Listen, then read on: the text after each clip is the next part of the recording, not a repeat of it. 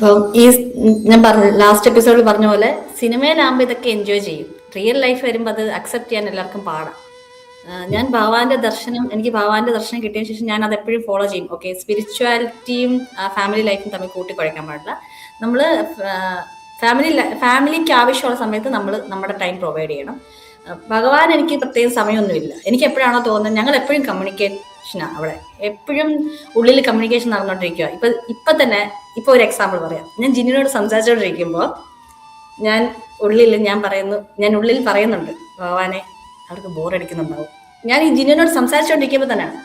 അപ്പൊ ഭഗവാൻ അറിയാം ഞാൻ എപ്പോഴും അത് ചോദിക്കും. എനിക്ക് എൻജോയ്മെന്റ് ഉണ്ട്, എനിക്ക് എപ്പോൾ വേണമെങ്കിലും ഭഗവാന്റെ കാര്യം പറയാം. പക്ഷെ കേൾക്കുന്നവർക്ക് ബോറടിക്കും ഞാൻ എപ്പോഴും ഭഗവാനോട് പറയും. അപ്പൊ ഉടനെ ഭഗവാൻ എൻ്റെ അടുത്ത് പറഞ്ഞു തരിക, അവള് തുടങ്ങി ബോറടിക്കുന്നു. എന്നുവെച്ചാൽ ഞാൻ എപ്പോഴും ഭഗവാനെ കളിയാക്കും. ഭഗവാനില്ലേ ഇങ്ങനെ ഭഗവാന്റെ കഥകളൊക്കെ കേൾക്കുന്നത് ഭയങ്കര സന്തോഷമാണ്. ഭഗവാന്റെ പാട്ടുകൾ കേൾക്കുന്നേ അതൊക്കെ ഭയങ്കര സന്തോഷമാണ്. അപ്പൊ ഞാൻ എപ്പോഴും ഭഗവാനെ കളിയാക്കുന്നേ. ഇപ്പൊ നമ്മൾ സംസാരിക്കുമ്പോൾ ഞാൻ പറയാം, സാധാരണ മനുഷ്യരാണ് നമ്മൾ സ്വയം പുകഴ്ത്തി സംസാരിക്കുമ്പോൾ ഒരു സന്തോഷം കിട്ടുന്നത്. ഞാൻ ആദ്യമായിട്ടാണോ താങ്കൾ ഇങ്ങനെ സ്വന്തം കഥകൾ കേട്ട് ഇങ്ങനെ സന്തോഷിക്കുക. അതിങ്ങനെ പറയണം, ഇങ്ങനെ പറഞ്ഞുകൊണ്ടേയിരിക്കണം. അപ്പൊ ഞാൻ ഇങ്ങനെ ചോദിച്ചു, ഞാനിപ്പോ ജിനോട് പറഞ്ഞോണ്ടിരിക്കുമ്പോ തന്നെ ഞാൻ പറയുന്നുണ്ട്, അവർക്കൊക്കെ ബോറടിക്കുന്നുണ്ടാവും ഭഗവാനെ എന്റെ ഈ സെന്റിമെന്റ്സ് ഒക്കെ കണ്ടപ്പോ. അവള് തുടങ്ങി, എന്റെ ഭക്തർക്കും എനിക്കും ബോറടിക്കത്തില്ല എന്നുള്ള ഉത്തരം എന്റെ അടുത്ത് പറഞ്ഞു. തുടക്കത്തിൽ ഞാൻ പറഞ്ഞായിരുന്നു, ഇത് നിങ്ങളുടെ ഒരു ഫോറം, നിങ്ങളാണ് ഇവിടുത്തെ സ്റ്റാർ, നിങ്ങളുടെ എക്സ്പീരിയൻസ് ആണ് നമ്മൾ ഇവിടെ പോർട്രേ ചെയ്യാൻ ഉദ്ദേശിക്കുന്നത്. അപ്പം അങ്ങനെ വിചാരിക്കുക, ബോറടിയൊന്നുമില്ല. അതുകൊണ്ട് തന്നെ ഫാമിലിയിൽ ഞാൻ സമയം കൊടുക്കും എപ്പോഴും. അതിപ്പോ ഞാൻ എന്താ ചെയ്യുന്ന വെച്ചാൽ, ഒന്നെങ്കിൽ രാവിലെ എഴുന്നേറ്റ് ഭഗവാനുള്ള പാലൊക്കെ വെച്ച് പ്രാർത്ഥിക്കും. എന്നിട്ട് ഞാൻ ഫാമിലിയുടെ സമയം, അഥവാ എനിക്ക് രാവിലെ എഴുന്നേക്കാൻ പറ്റിയില്ലെങ്കിൽ ഞാൻ പെട്ടെന്ന്, ഞങ്ങളെല്ലാവരും ആഹാരം കഴിക്കുന്നതിന് മുമ്പ് ഭഗവാന് പാല് പെട്ടെന്ന് ചൂടാക്കി കൊടുക്കും. പക്ഷെ ഒരു ദിവസം ഞാൻ താമസിച്ചു പോയിട്ട് അപ്പം എൻ്റെ ഹസ്ബൻഡ് വന്ന് ചായയൊക്കെ ഇട്ട് ആള് കുടിക്കാൻ ഭാവിക്കുമ്പോൾ ഞാൻ പെട്ടെന്ന് ഇറങ്ങി, അവിടെ നിൽക്കണം ഭഗവാന് പാല് വെച്ചില്ല എന്നിട്ട് കുടിക്കാവേന്ന്. അപ്പൊ ആള് വെയിറ്റ് ചെയ്തു. ഞാൻ ഫ്രിഡ്ജിൽ നിന്ന് തണുത്ത പാലെടുത്തിട്ട് ചൂടാക്കാൻ വായിച്ചപ്പോൾ ആൾക്ക് ദേഷ്യം, ചാക്ക് പോകാറായി. എന്തെങ്കിലും കൊടുത്താൽ പോരെ, തണുപ്പാണെങ്കിൽ എന്താ, ആള് പറഞ്ഞ സത്യം, തണുപ്പായാലും ചൂടായാലും എന്താ, ഭഗവാനത് കുടിച്ചോളും എന്നായിരിക്കും ഉദ്ദേശിച്ചത്. പക്ഷെ എനിക്കത് ഭയങ്കരമായിട്ട് ഫീൽ ചെയ്തു. എന്നുവെച്ചാൽ ഞാൻ അദ്ദേഹത്തിനോട് കാണിക്കുന്നില്ല, ഞാൻ പാല് കൊണ്ടുവച്ചിട്ട് എനിക്ക് ഫീൽ ചെയ്ത് എന്താ വെച്ചാൽ, എന്നെ പറഞ്ഞതില്ല, ഭഗവാനെ വീടിന് പുറത്തുള്ള ഏതോ ഒരാളായിട്ട് കണ്ടതുപോലെ എനിക്ക് ഫീൽ ചെയ്തു. നമ്മൾ പറയത്തില്ലേ, പുറത്തുനിന്ന് ഒരാൾ വരുമ്പോൾ നമ്മൾ അത്ര കെയർ ചെയ്യത്തില്ല, പക്ഷെ വീടിനകത്തുള്ളവരെ കുറച്ചും കൂടെ നമ്മൾ കെയർ ചെയ്യുന്നു. അപ്പൊ ഞാൻ അങ്ങനെ കാണുന്നത്, അയ്യോ എന്റെ ഭഗവാനെ സ്ട്രേഞ്ചറായിട്ട് കണ്ടോ അദ്ദേഹം എന്നുള്ള രീതിയിൽ എനിക്ക് സങ്കടമായി. അപ്പൊ ഉടനെ ഭഗവാൻ പറഞ്ഞു, അത് നമ്മൾ തമ്മിലുള്ള ബന്ധം അവർക്ക് അറിയത്തില്ലല്ലോ, നീ അങ്ങ് ക്ഷമിച്ചേക്ക്, ഇങ്ങനെ പറഞ്ഞു. എന്നിട്ട് ഞാൻ പെട്ടെന്ന് പാലൊക്കെ കൊടുത്ത് നമ്മൾ പോയി. 2 ദിവസം കഴിഞ്ഞപ്പോൾ വൈകുന്നേരം രാത്രി കിടക്കുവാണ് നമ്മൾ. ഒരു 2 രാത്രി നല്ല ഉറക്കമായി. അപ്പം നല്ല വെയിറ്റ് ഉള്ള തടിയുടെ കട്ടിലയില. അപ്പം ഹസ്ബൻഡ്, 2 കുട്ടികൾ, ഞാൻ കിടന്ന് ഇങ്ങനെ സൈഡിലോട്ട് തിരിഞ്ഞാണ് കിടക്കുന്നത്. കട്ടിലിന്റെ സൈഡിലോട്ട് തിരിഞ്ഞ് അങ്ങോട്ട് കിടക്കും. ഭഗവാൻ വന്നു, എന്നിട്ട് പറഞ്ഞു, എഴുന്നേക്ക്, നീ എഴുന്നേക്കേണ്ട ആവശ്യമുണ്ട്. തെളിവ് ചോദിച്ചവർക്കുള്ള തെളിവാണ്. എന്താ വെച്ചാൽ വിശ്വസിക്കാത്ത എൻ്റെ ഹസ്ബൻഡിന് വേണ്ടി ഭഗവാൻ ഒരുക്കിയൊരു തെളിവാണിപ്പം. അതാണ് ഞാൻ നിങ്ങൾക്കും പറഞ്ഞു കൊടുക്കുക. എൻ്റെ അടുത്ത് വന്നിട്ട് പറഞ്ഞു, എഴുന്നേക്ക്, സമയമായി, എഴുന്നേക്ക്, നീ എഴുന്നേറ്റിരിക്കേണ്ട ആവശ്യകതയുണ്ട്. ഞാൻ പറഞ്ഞു, ഭഗവാൻ എനിക്ക് ഉറക്കണം. ഞാൻ പറഞ്ഞു, ഇല്ല, ഇപ്പൊ ഒരു സംഭവം നടക്കാൻ പോവാണ്, നീ എഴുന്നേറ്റിരിക്കേണ്ട ആവശ്യതയുണ്ട്. അപ്പൊ വീണ്ടും ഞാൻ പറഞ്ഞു, ഇല്ല, എനിക്ക് ഉറങ്ങണം. ഞാൻ ഇങ്ങനെ കുറച്ച് ഷാഠ്യത്തിൽ പറയില്ല, എനിക്ക് ഉറങ്ങണം. അപ്പൊ ഈ 2 വിരലുണ്ടല്ലോ, അത് വെച്ച് ഇങ്ങനെ മൂക്കയില് അമർത്തി എന്നെ പിടിച്ചു വിട്ടു. അപ്പൊ ഈ വേദന, എനിക്ക് നല്ല വേദനയുണ്ട്. പിന്നെ നമ്മൾ ഉറക്കത്തിലാകുമ്പോൾ നമുക്ക് പേടിയും വരും. പെട്ടെന്ന് പേടിച്ചിട്ടും ആ വേദനയിലും ഈ 2 കുട്ടികളുടെയും മുകളിൽ കൂടെ ഞാൻ കാല് വെച്ച് ചവിട്ടി ഫോഴ്സിൽ വന്ന് ഹസ്ബൻഡിനെ വന്ന് ഇടിച്ച് അവിടെ കിടക്കുക, ഇങ്ങനെ ഇടയ്ക്ക് പേടിച്ചിട്ട്. അപ്പൊ ഹസ്ബൻഡ്, എന്താ ഉറക്കമല്ലേ, അത്രയും ഡീപ്പ് ഉറക്കത്തിലെല്ലാവരും കിടക്കുക. അത് ഞാൻ ഇങ്ങനെ പെട്ടെന്ന് പറയാണ്, ഭഗവാൻ പറഞ്ഞു ഇപ്പൊ എഴുന്നേക്കേണ്ട ആവശ്യമുണ്ട്, ഒരു സംഭവം നടക്കാൻ പോവാം. പെട്ടെന്നാണ്, ഇതെല്ലാം സ്പീഡിൽ ഞാൻ പറയുവാണ് പേടിച്ചിട്ട്. അപ്പത്തേക്ക് എൻ്റെ ഹസ്ബൻഡ്, ലക്ഷ്മി നിന്റെ കാര്യം എന്ന് പറയുകയും ഈ കട്ടില് അങ്ങനെ പൊങ്ങി താഴുക. എല്ലാരും പേടിച്ചു. ഹസ്ബൻഡ് ഭയങ്കരമായിട്ട് പേടിച്ചു. അപ്പൊ എനിക്കും പേടി വന്നു. ഭയം വരുമ്പോൾ ഞാൻ ഓം നമഃ ശിവായ ചൊല്ലാൻ തുടങ്ങും, അച്ഛനെ വിളിക്കും. അപ്പം ഞാൻ ഓം നമഃ ശിവായ ചോദിക്കണേ, അപ്പൊ ആള് കുറച്ച് നേരത്തേക്ക് ഒരു 2 മിനിറ്റ് വെയിറ്റ് ചെയ്തു, എന്നിട്ട് പതുക്കെ ഫ്ലോറിൽ കാല് ചവിട്ടി പോയി ആ കട്ടൻ മാറ്റി നോക്കിയപ്പോ സ്ട്രീറ്റിലൊന്നും ഒരു അനക്കവും ഇല്ല, ഒരു ബഹളവും ഇല്ല. എന്നിട്ട് ആൾ തിരിച്ചു വന്നു, നമ്മുടെ ഉറക്കമൊക്കെ പോയി. ആള് മൊബൈൽ എടുത്ത് നോക്കിയപ്പോ ന്യൂസ് ഫ്ലാഷ് വരുന്നു, മെൽബണിൽ എർത്ത് വേക്ക് മിനിമം. അപ്പം മിനിമലായിട്ടേ ഉള്ളൂ. അത് കഴിഞ്ഞ് നമ്മളെല്ലാം ഉറങ്ങി. പിറ്റേ ദിവസം രാവിലെ ഞാൻ പ്രാർത്ഥിച്ചോണ്ട് ഞാൻ പ്രാർത്ഥിക്കും ഈ അഹല്യാസ്തുതി അല്ലെങ്കിൽ എന്തെങ്കിലും, എനിക്ക് അഹല്യാസ്തുതി എന്തായാലും പ്രാർത്ഥിക്കും. അത് കഴിയുമ്പോൾ എന്തെങ്കിലും മന്ത്രങ്ങളൊക്കെ ആയിരിക്കും, എന്തെങ്കിലും ഓം നമഃ ശിവായ എന്തെങ്കിലും ആയിരിക്കും ചൊല്ലുന്നത്. ആ ചൊല്ലുന്ന സമയത്താണ് ഞങ്ങൾ കൂടുതൽ കോൺവെർസേഷൻ. അപ്പോൾ ഞാൻ ഇങ്ങനെ വാനോട് ചോദിച്ചു, ഓക്കെ നീ ഇന്നലെ രാത്രി എൻ്റെ മൂക്കിന് പിടിച്ച് എനിക്ക് വേദന എടുത്ത് ഞാൻ എഴുന്നേക്കണം, അത്ര അത്യാവശ്യമാണെന്ന് പറഞ്ഞു. ഭൂമി ഉലക്കവും വന്നു. ഈ ഭൂമി ഉലക്കത്തിൽ നിന്ന് എനിക്ക് എന്തെങ്കിലും പഠിക്കാനുണ്ടോ, അതോ ആർക്കെങ്കിലും എന്തെങ്കിലും ഡ്യൂട്ടിയോ മെസ്സേജോ കൊടുക്കാനുണ്ടോ? അപ്പൊ ഉടനെ പറഞ്ഞ ഉത്തരം എന്നറിയാം, നിന്റെ കൂടെ നടക്കുന്ന നിന്റെ ഹസ്ബൻഡിന് ഒരു സംശയം ഞാൻ നിന്റെ കൂടെ ഉണ്ടോ, അതിനാ നിന്നെ ഉണർത്തിയത്. എന്നുവെച്ചാൽ ഇന്ന് ജിനൊന്ന് ആലോചിക്കണം, ആ ഭൂമി ഉലക്കം വന്നതിന് ശേഷം ഞാൻ ഇത് പറയുന്നെങ്കിൽ ആരും വിശ്വസിക്കത്തില്ല. പക്ഷെ ഭൂമി ഉലക്കം വരുന്നതിന് തൊട്ട് മുമ്പ് എന്നെ എണീപ്പിച്ച് ആളുടെ അടുത്ത് പറയിപ്പിച്ച് കഴിഞ്ഞു. ഭഗവാൻ പറഞ്ഞു ഇപ്പൊ എഴുന്നേക്കേണ്ട ആവശ്യമുണ്ട്, ഒരു സംഭവം നടക്കാൻ പോകും. ആ കട്ടിൽ ഇങ്ങനെ ഷേക്ക് ചെയ്തത് ഭൂമി ഉലുക്കത്തിന്റെ ഷേക്ക് ചെയ്യുമല്ല, അത് അങ്ങനെ എടുത്ത് താഴുമായിരുന്നു. ആ അത്രയും വെയിറ്റ് ഉള്ള സാധനം ഷേക്ക് ചെയ്യുകയല്ല ചെയ്യുന്നത്, പൊങ്ങി താഴുവാണ് വന്ന് വീണത്. അടിച്ചു വീഴുവെന്ന് പറയത്തില്ലേ, അതേമാതിരി. എന്നുവെച്ചാൽ നല്ല ഷോക്കായി പോയി, എല്ലാരും പേടിച്ചു. അപ്പം ഇത് സംഭവിച്ചിട്ടാ ഞാൻ ഇത് പറയുന്നെങ്കിൽ ആരെങ്കിലും വിശ്വസിക്കുമോ? ഇത് ഞാൻ പറഞ്ഞതിന് ശേഷമാണ് ഇത് സംഭവിക്കുന്നത്. ഒരു പക്ഷേ അതിന്റെ ഇന്റൻസിറ്റി കുറച്ചതായിരിക്കാം നിങ്ങൾക്ക് വേണ്ടി. അതങ്ങനല്ല, എനിക്ക് മനസ്സിലാക്കി തന്നെന്ന് വെച്ചാൽ പറഞ്ഞു മനസ്സിലായില്ലേ, ഇതൊരു മിനിമലാണ്. പക്ഷെ ഇദ്ദേഹത്തെ ബോധ്യപ്പെടുത്താൻ നിന്റെ കൂടെ ഉള്ള നിന്റെ ഭർത്താവിനൊരു സംശയം ഞാൻ കൂടെ ഉണ്ടോ, അതുകൊണ്ട് ആർക്കും ഒരു ശല്യം ഉണ്ടാക്കാതെ, ആർക്കും ഒരു ബുദ്ധിമുട്ടുണ്ടാക്കാതെ ഒരു മിനിമൽ രീതിയിൽ. എന്നാൽ ഇത് ഞാൻ വേണം ആദ്യം അദ്ദേഹത്തെ അറിയിക്കാൻ, ഇങ്ങനെ എന്തോ ഒരു സംഭവം നടക്കാൻ പോകുന്നു ഭഗവാൻ പറഞ്ഞു ഉണർന്നിരിക്കാൻ. അതായത് അദ്ദേഹത്തിന് തെളിവ് കൊടുത്താണ്, ഇവിടെ വെറുതെ വട്ട് പറയുമല്ല, ഞാൻ കൂടെ ഉണ്ട് ഇവിടെ. ഇപ്പോഴത്തെ കാലത്ത് നെഗറ്റിവിറ്റി ന്യൂസ് പെട്ടെന്ന് സ്പ്രെഡ് ആവുന്നുണ്ട്, പക്ഷെ സ്പിരിച്വാലിറ്റിയിൽ വരുന്ന സംഭവങ്ങളൊന്നും ആരും അറിയുന്നില്ല അധികം. ഡ്രൈ ആണ് അവർക്ക്. അപ്പൊ ഈ നെഗറ്റിവിറ്റി എത്രമാത്രം ശക്തമാവുന്നുണ്ടോ അതിനേക്കാൾ കൂടുതൽ ശക്തമാവുന്നുണ്ട് സ്പിരിച്വാലിറ്റി. അത് ആരും അറിയാതെ പോകുന്നത്.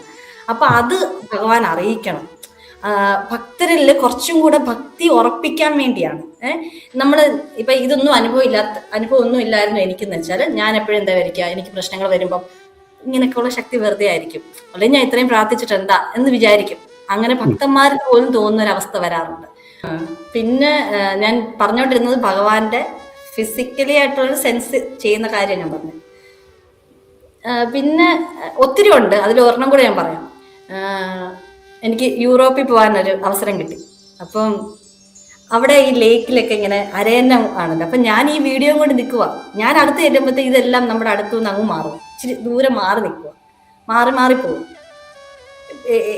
ചിലപ്പോഴൊക്കെ ഒരിടത്ത് എത്തിയപ്പോൾ നല്ല രീതിയിൽ വാട്ടർഫോൾ ഉണ്ട്, അതിൻ്റെ കൂടെ ഒരെണ്ണം ഒഴുകുന്നുണ്ട്. അപ്പം ഞാൻ അതിൻ്റെ കൂടെ ഓടുന്നുണ്ട് ഒന്ന് എടുക്കാൻ വേണ്ടി. പക്ഷെ അത് നമ്മളെ കാണുന്നതോറും മാറി പോവാ, സ്പീഡിൽ പോയിക്കൊണ്ടിരിക്കുക. അപ്പൊ നമ്മളിതെല്ലാം കാഴ്ചകളൊക്കെ കണ്ട് കുറെ ദിവസമായി. അപ്പൊ ഒരു ദിവസം എനിക്ക് എപ്പോഴും മിസ് ചെയ്യുന്നല്ലേ, എപ്പോഴൊന്നും എനിക്ക് മിസ് ചെയ്യാറില്ല, ഇടയ്ക്കാണ് എനിക്ക് ആ ഫിസിക്കലി എനിക്കൊന്ന് കണ്ടാൽ കൊള്ളാം എന്നുള്ള ആഗ്രഹം. അപ്പൊ എനിക്ക് ഭയങ്കരമായിട്ട് മിസ് ചെയ്തോണ്ടിരിക്കുക. ഞാനും ഹസ്ബൻഡും എല്ലാം കണ്ടോണ്ടിരിക്കുക. പക്ഷെ ഉള്ളിൽ ഞാൻ ഭഗവാനോട് പറയുവാണ്, എനിക്ക് ഭയങ്കരമായിട്ട് നിന്നെ മിസ് ചെയ്യുന്നുണ്ട്, എനിക്ക് കാണണം, ഏതെങ്കിലും ഒരു മനുഷ്യരൂപത്തിൽ ഒന്ന് ഞാൻ ഒന്ന് കണ്ടിട്ട് പോയി, ഞാൻ വരുമ്പോ നമുക്കൊന്ന് അറിയിച്ചാൽ മതി, കണ്ടിട്ട് പോയിക്കോളാം എന്നുള്ള രീതി ഞങ്ങൾ സംസാരിക്കുവാണ് ഹസ്ബൻഡുമായിട്ട്. പക്ഷെ ഞാൻ ഉള്ളിൽ സംസാരിക്കുവാണ്, ഭഗവാനെ ഏതെങ്കിലും ഒരു മനുഷ്യരൂപത്തിൽ ഒന്ന് ഞാൻ ഒന്ന് കണ്ടോട്ടെ, എനിക്ക് ഭയങ്കര മിസ് ചെയ്യുന്നു നിന്നെ എന്നത്. എന്നിട്ട് നമ്മളിങ്ങനെ നടന്നങ്ങ് ചെന്നപ്പോൾ ഒരു ലേക്ക് എത്തി. അപ്പോ ലേക്കിന്റെ നടുക്കായിട്ട് കുറേ സ്വാനുണ്ട്. ഞാൻ അവിടെ പോയി നിന്നതും അതിൽ നിന്ന് ഒരു സ്വാൻ ഡയറക്റ്റ് എൻ്റെ അടുത്ത് വന്ന് നിൽക്കുക. ഡയറക്റ്റ് എത്രയും ആളുകളുണ്ട് എൻ്റെ അടുത്ത് വന്ന് നിൽക്കുവാണ്. എന്നിട്ട് നേരെ നിന്നിട്ട് തിരിഞ്ഞ് നിന്നു, ഇങ്ങനെ നമ്മുടെ കണ്ണി നോക്കുന്നവർ നിന്നു. അപ്പോൾ അപ്പുറത്തൊരു 2 വിയറ്റ്നാമീസ് വന്നു, കുറച്ചൊന്ന് അവരുടെ അടുത്തോട്ട് പോയിട്ട് പിന്നെയും തിരിച്ച് എൻ്റെ അടുത്ത്. അത്രയും ആളുകൾ നിൽക്കുവാണ്. ഇടയ്ക്ക് ഒരു ഗ്രൂപ്പ് ഓഫ് സ്വാൻസ് നിന്നതിൻ്റെ അന്നാണ് ഒരു സ്വാൻ ഡയറക്റ്റ് എൻ്റെ അടുത്ത് വരുന്നത്, വേറെ എവിടെയും പോകുന്നില്ല. ഞാൻ കണ്ട് ഫുൾ ആസ്വദിച്ചു. അപ്പൊ ഞാൻ ഈ പ്രാർത്ഥിച്ചൊക്കെ അങ്ങ് മറന്നുപോയി. എല്ലാം കഴിഞ്ഞ് കണ്ടു, ഫോട്ടോ ഒക്കെ എടുത്ത് വീഡിയോ ഒക്കെ എടുത്ത് നമ്മൾ നടക്കാൻ തുടങ്ങി. നടന്ന് ഒരു 10 സ്റ്റെപ്പ് നടന്നപ്പോൾ ഞാൻ ഉള്ളി പറഞ്ഞു, അയ്യോ ഞാൻ മറന്നുപോയി ഭഗവാനെ, നീ ഒന്ന് വരുമോ പ്ലീസ്, എനിക്ക് മിസ് ചെയ്യുന്നു. ഇടയ്ക്ക് ഈ സ്വാനെ കണ്ടപ്പോ ഈ മറന്നുപോയി. ഉടനെ ഞാൻ വന്നല്ലോ നിന്റെ അടുത്ത്. അപ്പൊ ഞാൻ വന്നോ, ഞാൻ കണ്ടില്ലല്ലോ, ഞാനല്ലേ നിന്റെ അടുത്ത് മുമ്പ് വന്ന് നിന്നത്, ഏത് രൂപത്തിൽ വേണമെങ്കിലും ഭഗവാന് വരാമല്ലോ. അപ്പോഴാലോചിക്കുന്നത് ശരിയാ, ഞാനത് അന്നേരം ആലോചിക്കുന്ന വെച്ചാൽ അപ്പോഴാണ് ഞാൻ ബാക്കിലോട്ട് ചിന്തിക്കുന്നത്. ഒരു ഗ്രൂപ്പ് ഓഫ് സ്വാൻ അവിടെ നിൽക്കുവാണ്, ഞാൻ അവിടെ വന്ന് നിൽക്കുമ്പോഴാണ് അത് പെട്ടെന്ന് ഡയറക്റ്റ് നമ്മുടെ അടുത്തോട്ട്. അപ്പൊ അങ്ങനെ ഒരു 3 ഇൻസിഡന്റ്, ഭഗവാന്റെ പ്രസൻസ് ഫിസിക്കലി അറിയാൻ പറ്റിയ 3 പ്രസൻസ്. നമ്മളിപ്പോ ഇത്രയും സ്പിരിച്വാലിറ്റി നിന്നാലും നമുക്ക് ഇടയ്ക്ക് ആ ഒരു പാസ്റ്റ് ലൈഫിൽ പോയിട്ടുള്ള ചില കാര്യങ്ങളൊക്കെ നമുക്ക് പിന്നെയും ഹോണ്ട് ചെയ്യും. അപ്പൊ എനിക്ക് ഇത്രയും ഭഗവാനോട് അടുത്തിരിക്കുമ്പോഴും ഞാൻ അറിയാതെ ആ സമയത്താണ് എനിക്ക് എൻ്റെ ഒരു ഞാൻ പറഞ്ഞില്ല ഇത്രയും നാളും മെസ്സേജ് ഒന്നും അയക്കാത്ത ഒരാളുടെ മെസ്സേജ്, അതിൽ വന്നേക്കുന്ന മെസ്സേജ് എന്ന് വെച്ചാൽ, എൻ്റെ ഭക്തയ്ക്കോ ഭക്തൻ്റെ അടുത്തോ ഞാൻ നല്ല സ്നേഹത്തോടാണ്, നല്ല കാമാണ് ഞാനും. പക്ഷേ എൻ്റെ ഭക്തനോ ഭക്തയ്ക്കോ എന്തെങ്കിലും പ്രശ്നം വന്നാൽ ഞാൻ നരസിംഹമൂർത്തിയാകും, സാക്ഷാൽ നരസിംഹമൂർത്തിയാകും. അപ്പൊ എനിക്കത് എനിക്കുള്ള ഇതായിട്ടാണ്. അപ്പൊ ഞാൻ അന്നേരം തൊട്ട് കാണുന്നത് എങ്ങനെയാണെന്ന് വെച്ചാൽ, കാഴ്ചപ്പാടെന്ന് വെച്ചാൽ, എൻ്റെ ലവറാണ്, അത് എൻ്റെ ഹസ്ബൻഡാണ് എൻ്റെ ഭഗവാൻ. അപ്പം ഹസ്ബൻഡോ ലവറോ അവരവരുടെ പ്രിയപ്പെട്ട നമ്മുടെ ലവറിന് എന്തെങ്കിലും പ്രശ്നം വന്നാൽ വയലന്റ് ആവും. അതുപോലാണ് അദ്ദേഹം എൻ്റെ. അപ്പം അദ്ദേഹം എനിക്ക് പല പ്രാവശ്യം പറഞ്ഞിട്ടുണ്ട്, ഇനി നിന്റെ നിഴല് ഞാൻ എപ്പോഴും പറയാറുണ്ട്, എൻ്റെ നിഴല് പോലും ഇല്ലാത്തപ്പോഴാണ് ഭഗവാൻ വന്നത്. അതുകൊണ്ട് എപ്പോഴും ഭഗവാൻ പല രീതിയിൽ പറഞ്ഞു തന്നിട്ടുണ്ട്, നിന്റെ നിഴലിനെ പോലും തൊടാൻ ഞാൻ സമ്മതിക്കത്തില്ല, ഞാൻ നരസിംഹമൂർത്തി ആകും എന്ന് തന്നെ ഭഗവാൻ കൃത്യമായിട്ട് പറഞ്ഞിട്ടുണ്ട്. അപ്പൊ അതിനുശേഷം ഞാൻ എപ്പോഴും ആ നരസിംഹമൂർത്തിയെയും ആ രൂപത്തെ ഞാൻ എപ്പോഴും മനസ്സിൽ കാണും, ഭഗവാന്റെ നരസിംഹമൂർത്തി. അപ്പൊ എനിക്കൊരു ഭയം വരുമ്പോഴൊക്കെ ഞാനിപ്പം ഓം നമഃ ശിവായ ചൊല്ലുന്ന അച്ഛനെ ചൊല്ലുന്ന പോലെ തന്നെ എൻ്റെ ആ നരസിംഹമൂർത്തിയെ ഞാൻ എപ്പോഴും കാണാറുണ്ട്. അത് കഴിഞ്ഞപ്പോൾ എനിക്കൊരു വിഷൻ വന്നു, കുറെ കഴിഞ്ഞിട്ട്, ഇതൊക്കെ ഇങ്ങനെ പൊയ്ക്കൊണ്ടിരിക്കുകയാണ്, പല സമയത്ത് നടക്കുന്ന കാര്യമാണ്.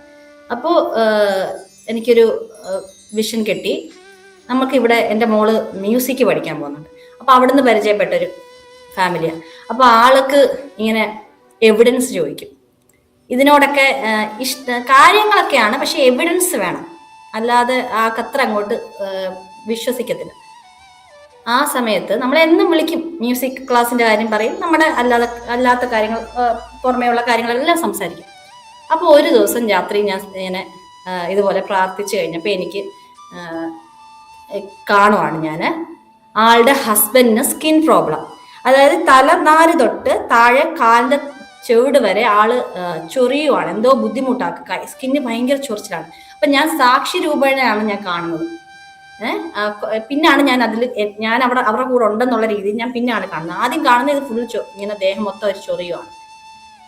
പിന്നെ ഞാൻ കാണുന്ന അവര് ഈ പറഞ്ഞ കുട്ടിയും അവളുടെ ഒരു ഫ്രണ്ടും, ആ ഫ്രണ്ട് ആരാന്ന് വരെ ഞാൻ കാണുന്നുണ്ട്, പേര് സഹിതം. ഞാനും അവിടെ പോയിരിക്കുന്നു, അവര് ഫിലിം കാണുന്നു. ഈ ചേട്ടൻ താഴോട്ട് ഇറങ്ങി വരുന്നു, പറഞ്ഞു ഭയങ്കര ബുദ്ധിമുട്ടാണ്, എനിക്ക് അറിയത്തില്ല എന്താ ചെയ്യേണ്ടത്, സ്കിൻ ഫുൾ ചൊറിച്ചിലാണ്, എന്താണെന്ന് അറിയത്തില്ല. അപ്പൊ ഞാൻ ഇങ്ങനെ അവരുടെ അടുത്ത് പറയാം, ഒരു ദേവീ ക്ഷേത്രമുണ്ട്, അവിടെ പോകാം, അവിടെ പോയി നിങ്ങൾ ചുമന്ന പട്ട് വാങ്ങിച്ചു കൊടുക്കാൻ ഇങ്ങനെ പറയുന്നുണ്ട്. ഞാൻ എന്നിട്ട് ഇവരെയും കൊണ്ട് ഞാൻ പോകുന്നതായിട്ടും കാണുന്നുണ്ട്. ഇത് ഞാൻ രാവിലെ കണ്ട കാര്യമാണ്. ഒരു 7-8 മണിയായപ്പം കുട്ടികളെ ഇവിടെ പോകാൻ സമയമായപ്പോഴത്തേക്ക് ഇവരെന്നെ വിളിച്ചു, ഈ കുട്ടി എന്നെ വിളിച്ചു. അപ്പൊ സാധാരണ ആ കുട്ടി ട്രെയിനിലാണ്, ജോലിക്ക് പോയിക്കൊണ്ടിരിക്കുക. അപ്പൊ വിളിച്ചിട്ട് പറഞ്ഞു, ലക്ഷ്മി എന്തുകൊണ്ട്, സുഖമാണോ, ഇതെല്ലാം നമ്മൾ നോർമൽ ആയിട്ടുള്ള കാര്യം. അപ്പൊ ഞാൻ പറഞ്ഞു, ഓക്കെ ആണോ, നിങ്ങളുടെ വീട്ടിലെല്ലാം ഓക്കെ അല്ലേ? അപ്പൊ പതിവില്ലാതെ വീണ്ടും വീണ്ടും ഓക്കെ ആണോ ചോദിച്ചപ്പോൾ പറഞ്ഞു, എന്താ ലക്ഷ്മി കാര്യം, എന്തെങ്കിലും ഉണ്ടോ എന്ന് ചോദിച്ചു. അപ്പൊ ഞാൻ എൻ്റെ ഇതുവരെ ഉള്ള എൻ്റെ യാത്രകളൊന്നും പറഞ്ഞിട്ടില്ല, വെച്ചാൽ എവിഡൻസ് സ്ട്രോങ് എവിഡൻസ് വേണം, എന്നാലേ ആൾ വിശ്വസിക്കത്തുള്ളൂ.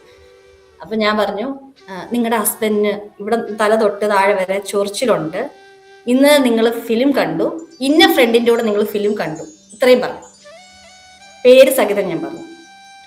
അപ്പോൾ ആള് പറഞ്ഞു, ലക്ഷ്മി ഒന്ന് ഫോൺ വെക്കാമോ, ഞാൻ ഇപ്പൊ വിളിക്കാമെന്ന് പറഞ്ഞു. ഫോൺ വെച്ചിട്ട് ആള് കുറച്ച് കഴിഞ്ഞിട്ട് വിളിച്ചു ഉടനെ, ഞാൻ എൻ്റെ ഹസ്ബൻഡിനെ വിളിച്ച ലക്ഷ്മി, ശരിയാണ്, ഇന്നലെ എൻ്റെ ഹസ്ബൻഡ് തല തൊട്ട് താഴെ വരെ ചൊറിച്ചിലാണ്, പതിവില്ലാതെ ഞങ്ങള് ഫിലിം ഒന്നും പ്ലാൻഡ് അല്ലായിരുന്നു. ഒരു 6 മണിയായപ്പം ഞാൻ പറഞ്ഞ ആ കുട്ടി അവരുടെ വീട്ടിൽ വന്നു, അവരെല്ലാം കൂടെ സിനിമ കണ്ടു. അപ്പൊ ഈ ചേട്ടൻ ഇങ്ങനെ ബുദ്ധിമുട്ട് കാണിക്കുന്നുണ്ട്. വിശ്വാസം ഇല്ലാത്തവർക്ക് വേണ്ടിയുള്ള എവിഡൻസ് ആയിരുന്നത്. ആ കുട്ടിയെ അങ്ങനെ കൊണ്ടുവന്നാലേ അതിൽ എവിഡൻസ് വരത്തുള്ളൂ. അപ്പം അവർ അമ്മയെ വിളിച്ചപ്പോൾ അവർ പറഞ്ഞു ശരിയാണ്, അവരൊരു മൃദംഗ ശൈലേശ്വരി എന്ന് പറഞ്ഞ ദേവീ ക്ഷേത്രം. അറിയാം മൃദംഗ ശൈലേഷ്. ആ അതാണ് കണ്ണൂർ. അവിടെ അവര് കുറെ നാളായിട്ട് മുടങ്ങിയിരിക്കുമായിരുന്നു, പോകാറില്ലായിരുന്നു. അവിടെ കൊണ്ടുപോയി അവര് പിന്നെ പട്ട് വെച്ചതിന് ശേഷമാണ് ഈ ചേട്ടന്റെ അസുഖം മാറിയത്. അപ്പൊ ഈ എവിഡൻസ് ഇല്ല. ഭയങ്കര powerful. ആ എൻ- എനിക്കറിയില്ല കായംകുളത്ത് എന്റെ കിടക്കുന്ന. എന്റെ ഗുരുവിന്റെ ശിവയോഗ ദീക്ഷ തന്ന ഗുരുവിന്റെ ഫാമിലി ടെമ്പിളാണ് മൃദംഗ ശൈലേശ്വരി.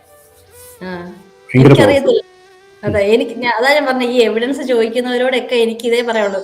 ഞാൻ കായംകുളത്ത് ജനിച്ച് ഗൾഫിൽ വളർന്ന് പിന്നെ പകുതി സമയം മെഡിസിൻ എബ്രോഡ് പോയി പിന്നെ വീണ്ടും ഓസ്ട്രേലിയ വന്ന് എനിക്ക് എങ്ങനെ അറിയാം കണ്ണൂരിലുള്ള ഈ മൃദംഗ ശൈലേശ്വരി ടെമ്പിൾ. മാത്രമല്ല ഈ ഇത്രയും സ്ട്രോങ് എവിഡൻസ് കൊടുത്താലേ ഈ കുട്ടിക്ക് വിശ്വാസം വരത്തുള്ളൂ. അതിനാണ് ഇതിനൊരു സ്കിൻ പ്രോബ്ലം ഉണ്ടെന്നും മാത്രമല്ല അവര് വൈകുന്നേരം സിനിമ കണ്ടു ഇന്ന കുട്ടി ആന്ന് വരെ ഞാൻ അവിടെ പോവാത്ത ഒരാൾക്ക് എങ്ങനെ അറിയാൻ പറ്റും? ഉം. അപ്പോ അങ്ങനൊരു ഇൻസിഡന്റ്.